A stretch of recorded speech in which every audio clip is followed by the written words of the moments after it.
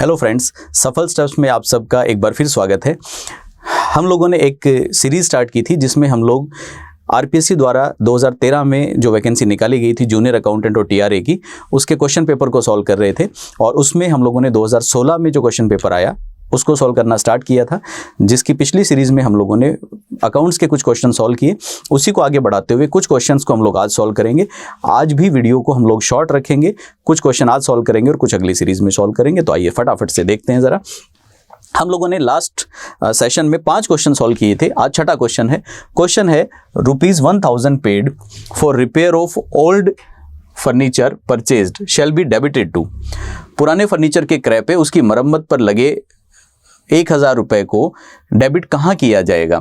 और उसके ऑप्शंस हैं फर्नीचर खाते में, मरम्मत खाते में, रोकड़ खाते में, लाभ हानि खाते में। कहाँ डेबिट करेंगे? Furniture account, repair account, cash account and profit and loss account. देखिए, सबसे पहले तो हम लोग इस बात को समझते हैं कि क्वेश्चन था क्या। क्वेश्चन जब तक नहीं समझ में आता तो तब तक कुछ आगे की बात करना फिजूल है।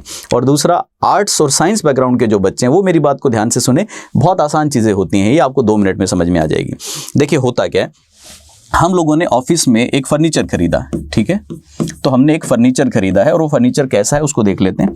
यहाँ पे लिखा हुआ है हम लोगों ने पुराना फर्नीचर खरीदा। पुराना फर्नीचर का क्रय, परचेज ऑफ ओल्ड फर्नीचर। इसका मतलब हम कहीं से सेकंड हैंड फर्नीचर एक खरीद के लाए और सेकंड हैंड फर्नीचर खरीद के लाने के बाद उसकी मरम्मत करवाई, रिपेयर कराई। तो एक फर्नीचर खरीदा और उसकी रिपेयर हम लोगों ने कराई है। उसकी रिपेयर पे खर्चा हो गया, तो रिपेयर पे खर्चा हुआ 1000 रुपीज़। खर्चा कितना भी हो, जस्ट एग्जांपल 1000 रुपये खर्चा हुआ। अब बिजनेस में एक खास बात होती है, आप सभी लोग अकाउंट्स के बारे में जानते हैं। जो कॉमर्स बैकग्राउंड के हो तो डेफिनेटली जानते हैं, जो कॉमर्स बैकग्राउंड के नहीं है मैं उनको कहना चाहता हूँ कि जब भी व्यापार में कोई भी लेन देन होता है तो उसको कहीं ना कहीं लिखा जाता है, क्योंकि भविष्य में उसको उपयोग करना है, यूज़ करना है, याद रहना चाहिए। और याद रखना, हर चीज़ को याद रखना हमारी बुद्धि की क्षमता नहीं है, इसलिए हम चीज़ को लिख के रखते हैं। वो लिखने का जो तरीका, लिखने का जो मेथड है वो अकाउंटिंग या लेखांकन कहलाता है। तो सिंपल भाषा में मैं बोलूँ तो जो भी खर्चा हुआ उसको कहीं ना कहीं किताबों में लिख के रखना कि 1000 रुपये का खर्चा हुआ। अब 1000 रुपये का खर्चा जब लिखना है तो हमारे पास 2 विकल्प हैं यहाँ पे कि 2 में से किसी एक जगह लिखना है।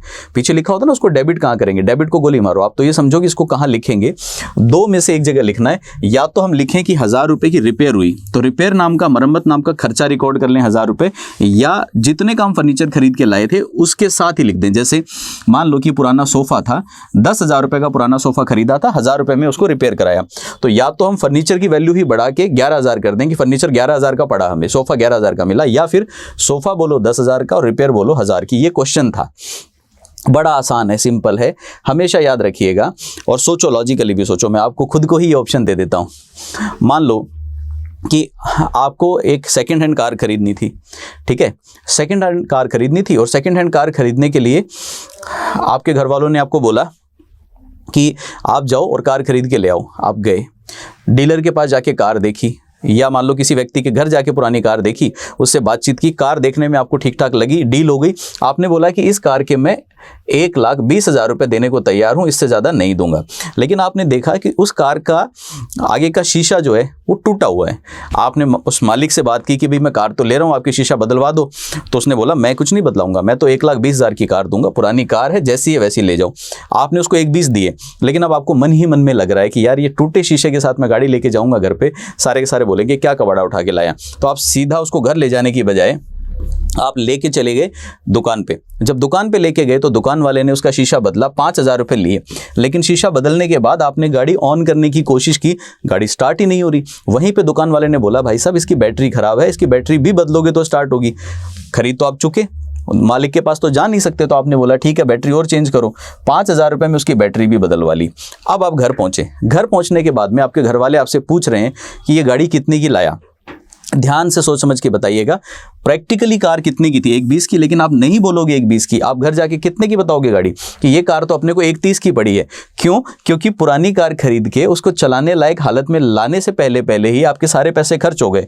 तो जब आप पुरानी कार खरीदते हो, पुरानी कार खरीदने के बाद उस पर जो मरम्मत का खर्चा हुआ पहली बार, वो खर्चा हमेशा इसके साथ जोड़ के हम लोग बताते हैं। इसका मतलब अब मैं नहीं बोलूँगा कि गाड़ी 1,20,000 की मिली, मैं बोलूँगा मुझे गाड़ी कितने की मिली है? 1,30,000 की। यही यहाँ पे सवाल था कि एक पुराना फर्नीचर आपने खरीदा, खरीदते ही उसकी मरम्मत कराई 1000 रुपए की, तो अब आप नहीं बोलोगे कि ये 1000 रुपये मरम्मत का खर्चा, आप बोलोगे कि ये फर्नीचर ही 10 का नहीं है, फर्नीचर ही कितने का हो गया, 11,000 का। तो आंसर हो गया कि इसको कहाँ लिखा जाना चाहिए था, फर्नीचर के नाम से लिखा जाना चाहिए था। इंपॉर्टेंट वर्ड क्या था, बहुत बारीकी है। अगर इसके अंदर पुराना फर्नीचर नहीं लिखा होता, नया फर्नीचर लिखा होता, तो हम ऐसा नहीं करते। समझिए, आप एक बिल्कुल ब्रांड न्यू गाड़ी खरीद के लाते हो, गाड़ी खरीदने के लिए शोरूम गए, अब की बार शोरूम में जाके कार की डील की, शोरूम वाले ने बोला कि कार मिलेगी आपको 10 लाख रुपए की।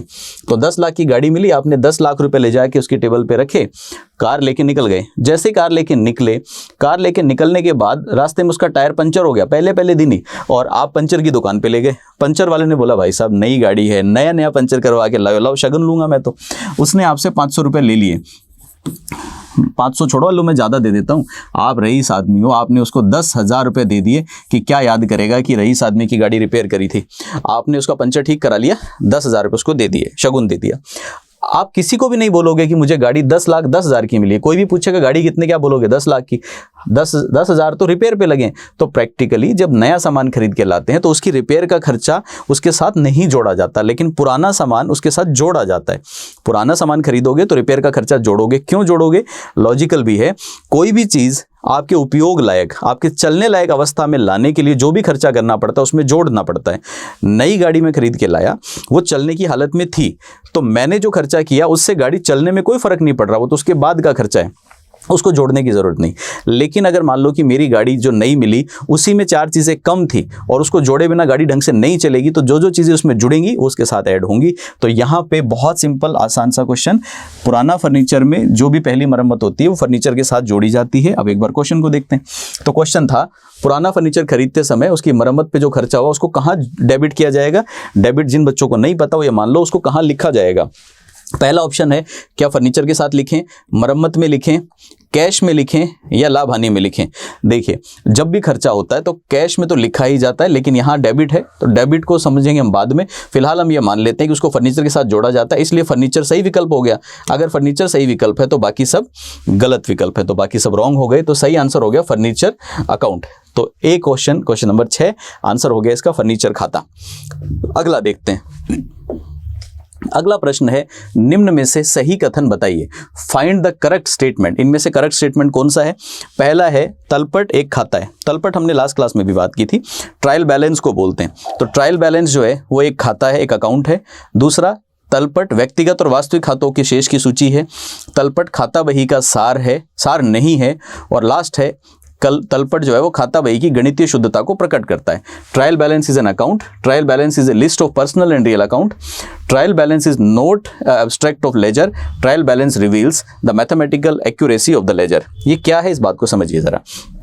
देखो, अकाउंटिंग जब हम लोग करते हैं तो अकाउंटिंग कई चरणों से होकर गुजरती है, जिसको हम लोग नाम देते हैं। पहला चरण होता है रिकॉर्डिंग, दूसरा क्लासिफिकेशन, फिर होता है समराइजेशन, उसके बाद आगे के प्रेजेंटेशन, इंटरप्रिटेशन, एनालिसिस, कई चरण होते हैं। हिंदी में बात करें तो सबसे पहला चरण होता है अभिलेखन, फिर होता है वर्गीकरण, वर्गीकरण के बाद होता है संक्षिप्तीकरण, और फिर जाके एक प्रस्तुतिकरण के नाम से चरण आता है। पहले चरण में हम लोग एक किताब तैयार करते हैं जिसको हम लोग बोलते हैं जर्नल। जर्नल को हिंदी में हम लोग बोल देते हैं रोजनामचा।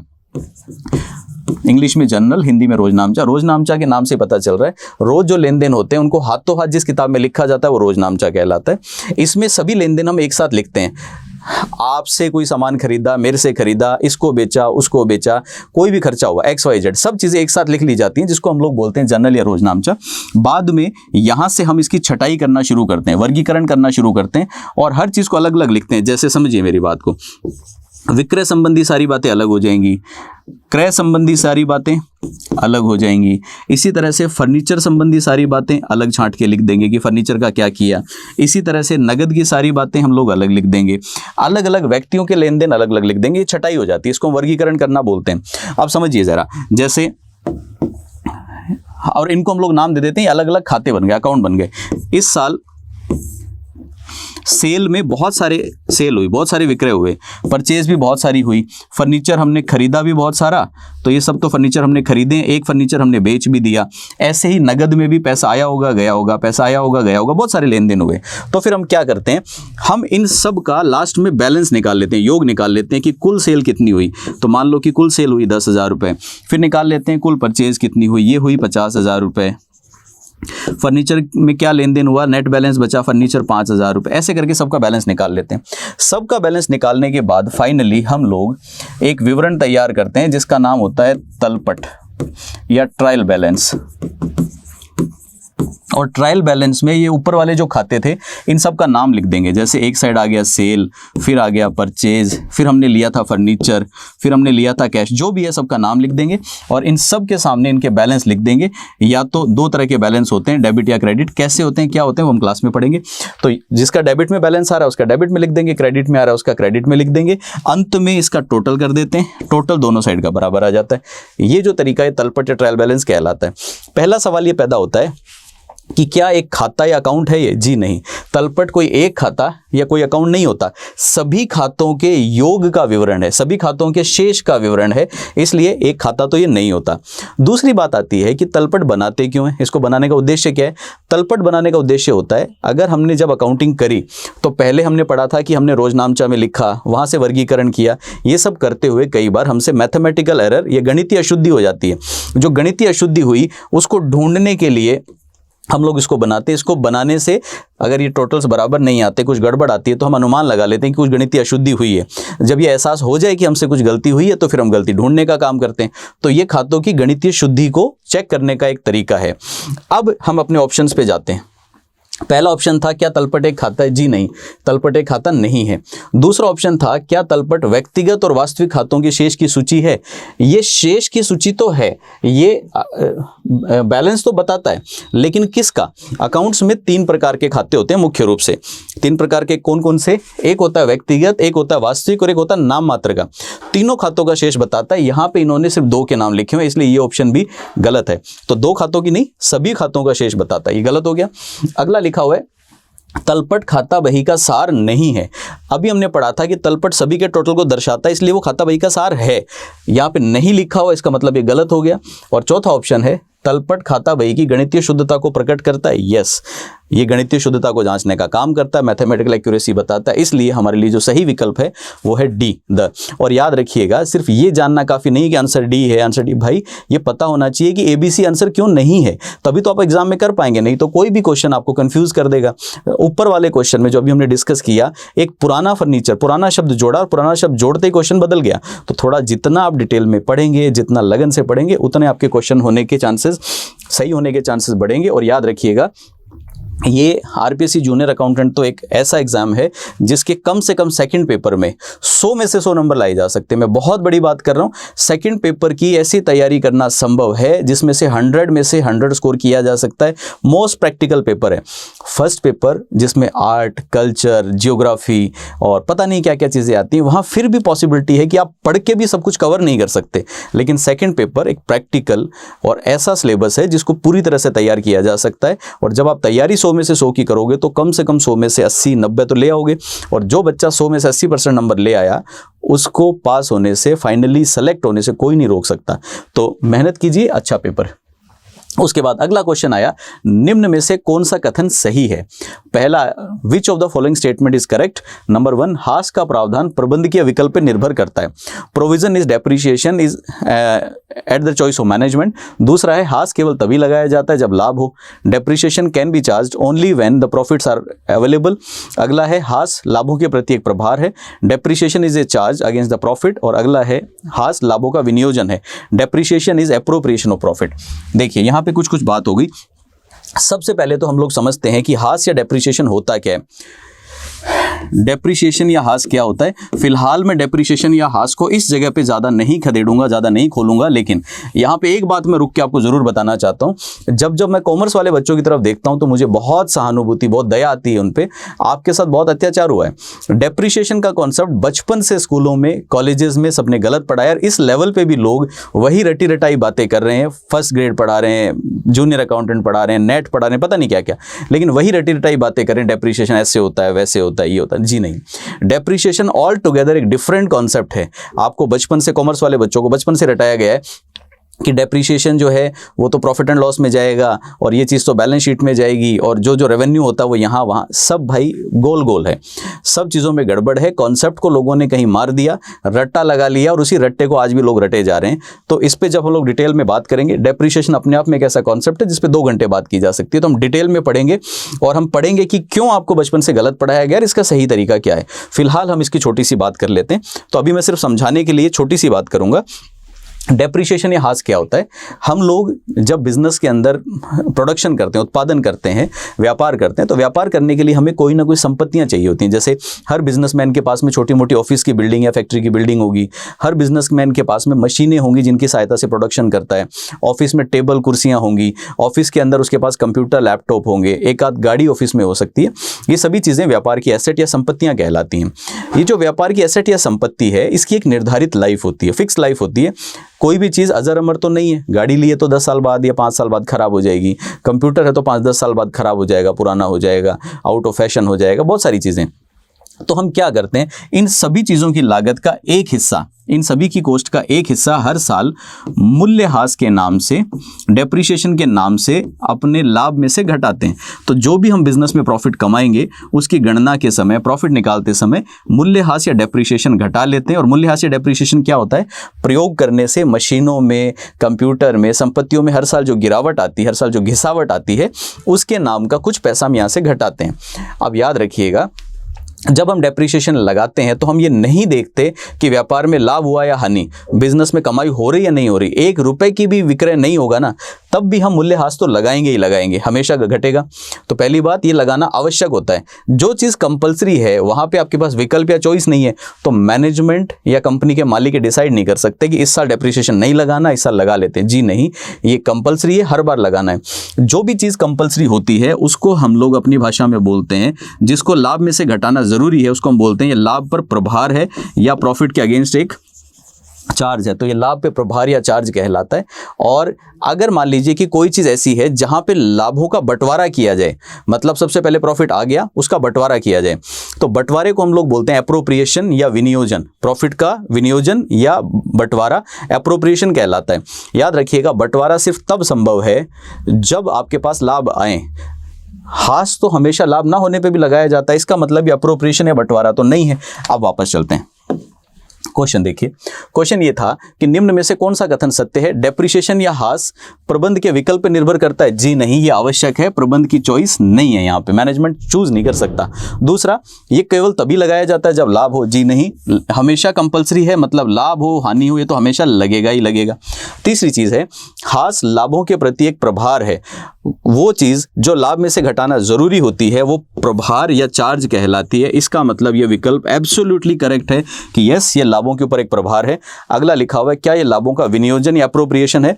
विनियोजन या अप्रोप्रिएशन का मतलब बंटवारा होता है। बंटवारा तब हो सकता है जब लाभ हो, और ये तो हानि की दशा में भी लगता है, इसलिए सही विकल्प हो गया हमारे पास में सी। उसके बाद हम चलते हैं आगे, अगला क्वेश्चन आ गया। अगला क्वेश्चन है, निम्न में से कौन सा व्यय संयंत्र और उपकरण की अभिग्रहण लागत में शामिल नहीं किया जाता? Which of the following expenses is not included in the acquisition of cost of plant and equipment? स्थल रचना की लागत, संयंत्र और उपकरणों के प्रयोग में आने के बाद की अवधि की वित्त लागतें, वितरण और हस्तगन प्रभार, स्थापन लागतें। इंग्लिश में देखिए, cost of site preparation, financing cost incurred after the plant and equipment is put to use, delivery and handling charges, installation cost.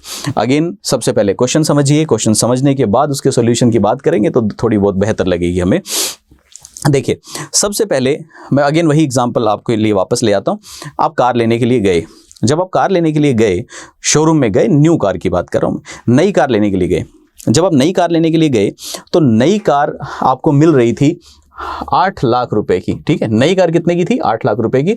गाड़ियों के अंदर एक कीमत होती है जिसको हम बोलते हैं एक शोरूम कीमत, जो भी। तो शोरूम वाला कहता है गाड़ी 8 लाख की है। आप 8 लाख लेके पहुंचे, बोला कि लाओ मुझे गाड़ी दे दो। शोरूम वाला कहता है कि नहीं, 9.5 लाख रुपए लगेंगे। आप तो लड़ बैठोगे, आप बोलोगे कि आपने बोला था 8 लाख की गाड़ी है, लेकिन आप तो मेरे 9.5 लाख रुपए मांग रहे हो। तो वो समझाता है कि भाई साहब, 8 लाख की गाड़ी है, हम तो आपसे 8 लाख ही ले रहे हैं, लेकिन जब भी हम गाड़ी बेचते हैं तो उसके ऊपर सरकार जीएसटी के नाम से टैक्स लगाती है। तो मान लो कि सरकार इस पे जीएसटी लगा रही है लाख रुपए, तो वो हम थोड़ी ले रहे हैं, शोरूम नहीं ले रहा आपसे, आपको सरकार को देनी है, तो वो तो आप हमें दोगे, हम सरकार को जमा करा देंगे, तो लाख रुपए सरकार का टैक्स है। आप एग्री कर गए, आपने बोला ठीक है ले लो मेरे से पैसे, मैं दे देता हूं, तो 9 लाख में देने को तैयार हूं। फिर आपने बोला कि 9.5 किस बात के, 9 ही बने ये तो बोलेगा कि भाई जब आप नई गाड़ी लेते हो तो जब तक गाड़ी का बीमा नहीं होगा गाड़ी रोड पे नहीं जा सकती, पहले इसका बीमा कराना ही पड़ेगा। बीमा कराने के साथ साथ आप उससे पूछोगे कि बस 50,000 बीमा के हैं, वो कहता है नहीं, बीमा के तो 10,000 ही हैं, लेकिन गाड़ी खरीदते टाइम पे उसको आपके नाम में रजिस्टर कराना पड़ेगा, पंजीकृत कराना पड़ेगा, उसके लिए आरटीओ में जाके कुछ पैसे लगेंगे। तो आरटीओ के और बीमा के मतलब रजिस्ट्रेशन के और इंश्योरेंस के पैसे लगते हैं, तो वो पैसे भी लगेंगे, और वो कितने लगेंगे? 50,000। तो टोटल मिला के गाड़ी कितने की हो गई? 9.5 लाख रुपए की। तो गाड़ी हो गई 9.5 लाख की। आपसे कोई भी पूछता है कि ये कार कितने की है, आप किसी को नहीं बोलते कि ये गाड़ी 8 लाख की, हम हमेशा बोलते हैं कि गाड़ी कितने की है? 9.5 लाख रुपए की, क्योंकि गाड़ी जब शोरूम से बाहर निकली, नई नवेली गाड़ी की चाबी जब आपके हाथ में आई, उससे पहले ये सारा खर्चा हो चुका था। तो जब गाड़ी चलने की हालत में तैयार, और इससे पहले चलने को तैयार नहीं थी, बिना पंजीकरण के, बिना रजिस्ट्रेशन के, नंबर प्लेट के बिना बाहर लाओगे, गाड़ी जब्त कर लेंगे, जुर्माना लगा देंगे। बिना बीमा के लाए गाड़ी जब्त हो जाएगी, और बिना टैक्स दिए तो शोरूम वाला आपको गाड़ी नहीं बेचेगा। तो गाड़ी जब चलने की हालत में आई, तब तक के सारे खर्चे जो है इसी में जुड़ेंगे, उनका नाम चाहे कुछ भी हो। तो जिस दिन हमारी संपत्ति, हमारी मशीन उपयोग होने की हालत में आती है, उससे पहले के सारे खर्चे उसकी लागत में जुड़ते हैं। चलो अब यहाँ पे आप गाड़ी लेके आ गए, मैं मान लेता हूँ कि 9.5 लाख रुपए की गाड़ी आपने ली, लेकिन पेमेंट नगद में नहीं किया था, पेमेंट आपने किया था लोन लेके, कर्जा लेके। तो जब आपने लोन या कर्जा लेके पेमेंट किया था, तो हर महीने बैंक वाले ब्याज मांगेंगे। इस महीने बैंक वाला, कार लिए हुए महीना भर हो गया, बैंक वाला आपके घर आया और आपने बोला सर इस महीने का 4,000 रुपये ब्याज का दे दो। आपने कार लोन ले रखा, आपने 4,000 दे दिए। क्या आप दुनिया को ये बोलोगे कि मेरी कार 9,54,000 की? जी नहीं। कार कितने की? 9.5 लाख की। इसका मतलब कार खरीदने के बाद जो ब्याज चुकाया, उसको हम कभी भी कार की लागत में नहीं जोड़ते। यही हमारा प्रश्न था। प्रश्न है कि आपने एक संयंत्र और उपकरण, प्लांट एंड मशीनरी, कोई मशीन खरीद ली। मशीन खरीदने के बाद आपको यह बताना है कि कौन कौन सी चीज मशीन की लागत में शामिल होगी और कौन सी नहीं। तो हमें बताना है कि इनमें से कौन सी चीज मशीन की लागत में शामिल नहीं होगी। पहला है स्थल रचना की लागत, कॉस्ट ऑफ साइट प्रिपरेशन। ये क्या होता है? जब हैवी मशीनरी आती है ना, बड़ी मशीनें, तो उनमें वाइब्रेशन होता है, धड़धड़ाहट होती है, और जब मशीन चलती है तो अपनी जगह छोड़ के खिसक जाती है, और अगर मशीन जगह छोड़ के खिसक गई तो एक्सीडेंट हो सकता है। इसलिए पहले हम क्या करते हैं?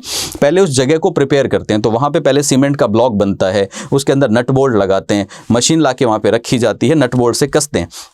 तो मशीन लगाने से पहले ही वहाँ साइट बनाने के लिए लाख रुपए का खर्चा हो गया, तो वो हमेशा मशीन की लागत में जुड़ता है, क्योंकि मशीन उपयोगी बनाने से पहले की लागत है। दूसरा, वितरण और हस्तगत चार्जेस, डिलीवरी और हैंडलिंग चार्जेस। ये क्या है? मशीन आप तक सुरक्षित डिलीवर हो जाए, इसके लिए उसकी लागत में सप्लायर ने कहा कि लाख रुपए और लगेंगे, आपकी मशीन सही जगह पहुंचे और वहां पे हम उसको कस के तैयार कर दें। तो ये हमेशा मशीन के साथ जुड़ता है। फिर है इंस्टॉलेशन कॉस्ट, मशीन की स्थापना की लागतें, ये सभी जुड़ता है। लेकिन संयंत्र तथा उपकरणों के प्रयोग में आने के बाद की अवधि की वित्त लागतें, एक बार मशीन चालू होगी, मशीन चला रही है, प्रोडक्शन कर रही है, उसके बाद इस मशीन को आपने उधार खरीदा था, हर महीने जो इसकी वित्तीय लागतें या ब्याज आता है, क्या उसको जोड़ेंगे? जी नहीं। तो ब्याज जो है वो नहीं जोड़ेंगे। खास बात क्या है? प्रयोग में आने के बाद की लागत है, और ब्याज नहीं, कुछ भी लिखा होता, प्रयोग में आने के बाद की लागतें कभी भी नहीं जुड़ती हैं। तो ये इसका आंसर हो गया सी है ना, सॉरी बी, हाँ बी है, तो बी इसका आंसर हो गया। आगे चलते हैं। अगला है, एक हासमन संपत्ति का अप्रचलन किसके द्वारा पैदा हो सकता है? Obsolescence of depreciable asset may be caused by प्रौद्योगिकी परिवर्तन, टेक्नोलॉजिकल चेंजेस, उत्पादन विधि में सुधार, इंप्रूवमेंट इन प्रोडक्शन मेथड, उत्पादन या सेवा के लिए बाजार की मांग में परिवर्तन, change in market demand for the production और सर्विस, वैधानिक व अन्य प्रतिबंध, लीगल और अदर रिस्ट्रिक्शंस। आइए समझते हैं क्वेश्चन क्या है। बेहद सरल क्वेश्चन है। कभी कभी क्या होता है कि जो संपत्ति हम खरीद के लाते हैं, मशीनें खरीद के लाए, कोई भी प्रॉपर्टी खरीद के लाए, और मैं वापस ले चलता हूं, जैसे आप मोटरसाइकिल खरीद के लाए, कार खरीद के लाए, तो कभी कभी वो प्रचलन से बाहर हो जाती है, जिसको हम बोलते हैं फैशन से बाहर हो गई। तो जो चीज़ प्रचलन से बाहर हो गई, आजकल प्रचलित नहीं है, तो हम ये ढूंढ रहे हैं कि उसके अप्रचलित होने के कारण क्या क्या हो सकते हैं, किन कारणों से अप्रचलित हो सकती है। पहला कारण है प्रौद्योगिकी परिवर्तन, टेक्नोलॉजिकल चेंजेस, यस डेफिनेटली। जब जब टेक्नोलॉजी का परिवर्तन होगा तो आपकी संपत्तियां बाहर हो सकती हैं। कैसे समझिएगा, पुराने ज़माने में ऑडियो कैसेट चला करती थी जिसके अंदर पेन घुसा के आप ऐसे गोल गोल घुमा के रील लपेटा करते थे, तो अच्छी चीज़ थी। आप खरीद के लाए 50 रुपये दे के कैसेट, अचानक से और MP3 आ गया, CD आ गई। CD आते ही वो अपने आप परिवर्तन हुआ, क्यों? क्योंकि टेक्नोलॉजी चेंज हुई। गानों की टेक्नोलॉजी उस मैग्नेटिक टेप से और ऑप्टिकल डिस्क में CD में आ गई। आप CD खरीद के लाए, CD चलाने का CD प्लेयर खरीद के लाए, उसमें चला चला के गाने सुनते थे। इतने में इंटरनेट की क्रांति आ गई, गाने आप फ़ोन में सुन लेते हो, वो CD प्लेयर किसी काम का नहीं है। तो टेक्नोलॉजी परिवर्तन से मशीनें, संपत्तियाँ प्रचलन से बाहर, फैशन से बाहर हो सकती हैं। दूसरी चीज़ देखिए, दूसरी है उत्पादन या सेवा के लिए बाजार की मांग में परिवर्तन, change in market demand for the product और सर्विसेज। ये क्या है? आपके पास एक मशीन है जिससे मोबाइल फ़ोन बनते हैं। तो मान लीजिए आपके पास एक मशीन है जिससे मोबाइल फ़ोन बनते हैं, लेकिन बटन वाले पुराने फ़ोन आते थे, वो फ़ोन बनाने की मशीन है, बड़ी अच्छी मशीन है, अच्छे मोबाइल फ़ोन बनाती है। लेकिन अचानक से टेक्नोलॉजी में परिवर्तन होने के साथ साथ बाजार में डिमांड में परिवर्तन हो गया। छोटे वाले फ़ोन को कोई नहीं मांगता, अब सारे के सारे फ़ोन मांग रहे हैं टच स्क्रीन से चलने वाला। अगर टच स्क्रीन वाला फ़ोन है तो पुरानी मशीनें टच स्क्रीन का फ़ोन नहीं बना पाएंगी, मशीन बेकार। क्यों? क्योंकि बाजार में मांग दूसरी चीज़ों की हो गई। इसके साथ साथ ऐसा भी हो सकता है कि आप जो मशीन लाए थे, उस मशीन की क्षमता है वो साल भर में 1000 फ़ोन बना सकती है, और पहले पुराने ज़माने में 1000 फ़ोन एक कंपनी बना के बेचती है, बहुत था, क्योंकि फ़ोन खरीदता ही कौन था, लग्जरी आइटम था। अचानक से मोबाइल क्रांति आती है और 1000 की जगह डिमांड आ गई 1 लाख फ़ोन की। मेरी मशीन छोटी क्षमता की है, वो 1 लाख फ़ोन नहीं बना सकती, इसलिए उस मशीन को मुझे प्रचलन से बाहर करना पड़ेगा। उसकी जगह बड़ी क्षमता की मशीन ले लेगी, तेज प्रोडक्शन करने वाली मशीन ले लेगी। तो दूसरा भी एब्सोल्युटली सही है, इसकी वजह से भी प्रचलन से चीज़ें बाहर होती हैं। तीसरा है उत्पादन की विधि में सुधार, प्रोडक्शन के मेथड में चेंज। पुरानी एक मशीन है जो आपके सामान बनाती तो है, जैसे बाजार में आपने देखा होगा जो कप प्लेट आते हैं, कप प्लेट एक तो बड़े बड़े शोरूम्स में जाके आप खरीदते हो, आपको कप का सेट मिलेगा 5000 रुपये का, 10,000, 6 कप 5000 रुपये के, 10,000 रुपये के, महंगे महंगे कप्स हैं। थोड़ी सी नीची दुकानों पे आ जाते हैं तो कप का सेट मिलता है 400, 500, 600 रुपये का, मतलब एक कप 100 रुपये का। वहीं पे बाजारों के अंदर रेडियां लगी रहती हैं जहाँ पे कप मिलता है 20 रुपये का। आप कभी उस कप को उठा के ध्यान से देखेंगे तो उसमें कहीं पे छोटा सा डॉट लगा होगा, कहीं पे छोटा सा आपको लगा होगा कि यहाँ से मोटाई ज़्यादा है। वो क्या है? जिस मशीन से बने, वो मशीन जब 100 चीज़ें बनाती है तो 100 में से 20 को ख़राब कर देती है। उसकी उत्पादन की विधि बहुत अच्छी नहीं है, तो वो मशीनें अगर ज़्यादा प्रोडक्ट ख़राब करेंगी तो कंपनी के मालिक का नुकसान होगा, और उत्पादन की विधि में सुधारने के लिए उस मशीन को धकेल देगा और नई मशीन अच्छी क्वालिटी का प्रोडक्शन करने वाली ले आएगा। तो ये ऑप्शन भी ठीक है। लास्ट है वैधानिक और अन्य प्रतिबंध, लीगल और अदर रिस्ट्रिक्शन। कभी कभी क्या होता है, मशीन ठीक ठाक चल रही है, हमारा काम भी चल रहा है, गुजारा हो रहा है, लेकिन सरकार प्रतिबंध लगा देती है। जैसे जस्ट एग्जांपल के लिए मान लीजिए कि आप बिहार में रहते हैं और आपके पास दारू बनाने की मशीन है, सरकार आई और सरकार ने बोला दारू बंद। दारू बंद तो मशीन का अचार डालूंगा मैं, मशीन भी बंद। और नई नई सरकार आई है 5 साल के लिए, तो पता है कि प्रतिबंध लगा लिया। अगर 5 साल के लिए प्रतिबंध लगा दिया तब तक तो ये मशीन जंग खा के कचरा हो जाएगी। इसका मतलब ये भी एक वैलिड कारण है जिससे मशीन प्रचलन से बाहर हो सकती है। ध्यान से देखें, पहला, दूसरा, तीसरा और चौथा चारों ऑप्शन सही हैं। तो आंसर कौन सा होगा? उपरोक्त सभी। इनमें से ढूंढिए उपरोक्त सभी कहाँ।